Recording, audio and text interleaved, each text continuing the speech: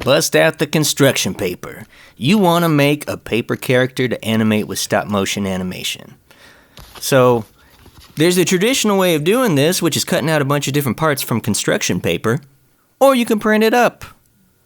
What I'm about to show you today is how to make a printable template in case you want to print it up in your printer and then cut it out and then animate your character. So, I got the idea to do this tutorial right here from this dude. And that was the question. So that is what we're about to answer. And I'm going to show you how to do this in After Effects. You can use Photoshop, but After Effects is my program of preference.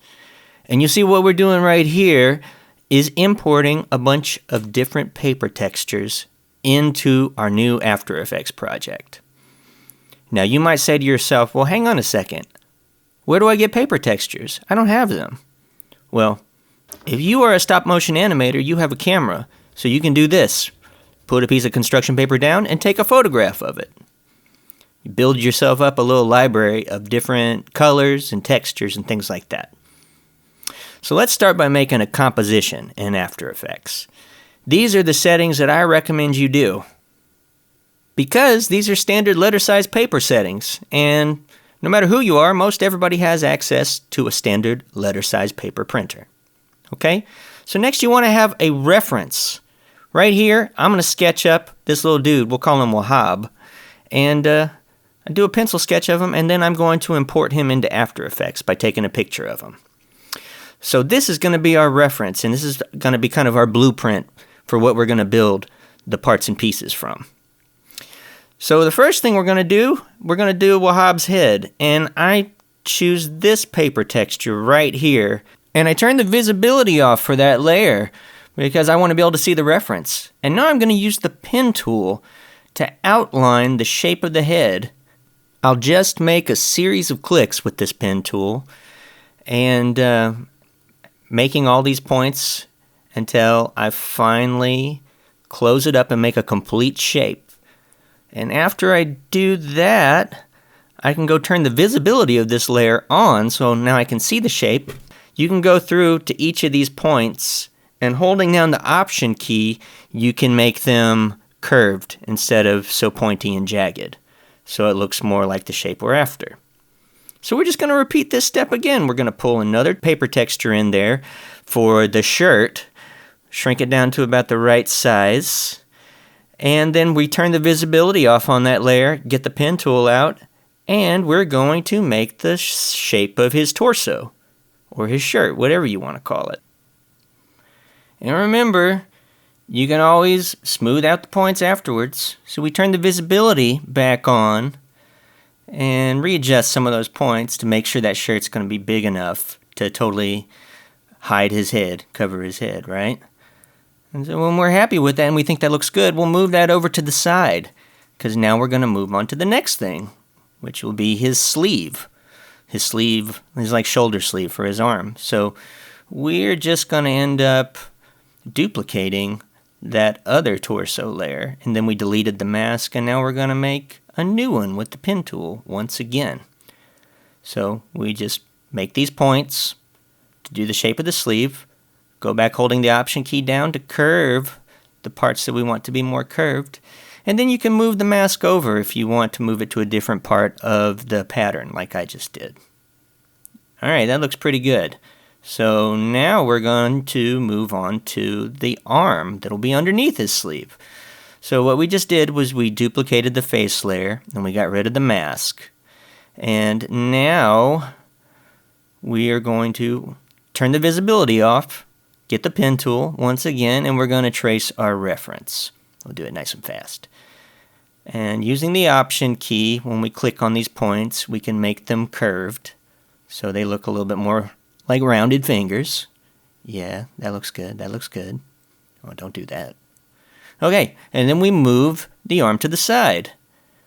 We'll probably extend the top of it a bit. Yeah, so it definitely goes under the sleeve. That looks good.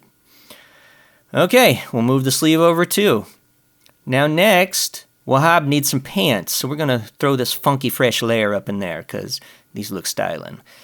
Shrink the pattern down a little bit with the scaling tool. Then we turn the visibility off. Once again, get our pen tool out and we are going to make points to make the shape of his pants. So that's one leg.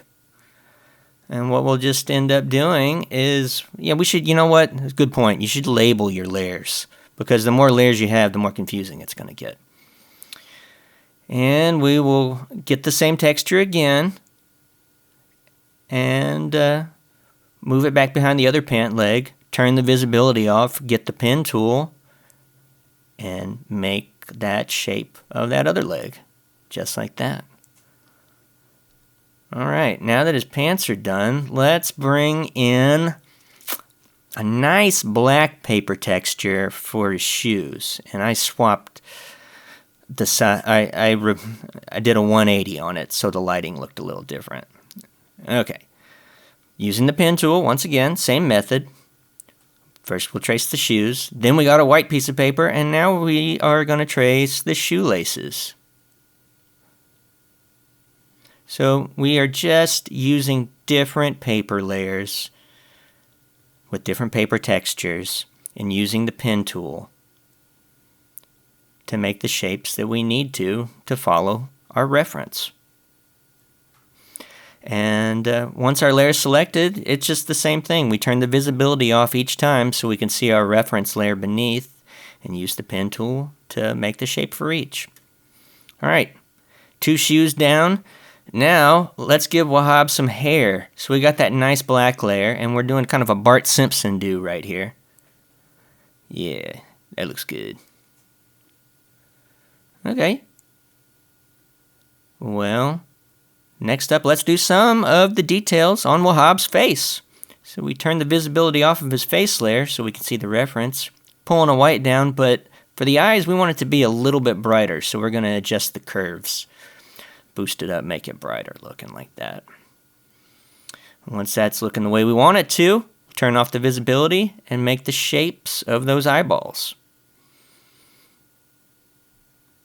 And then after we do that, we'll bring a dark paper layer in.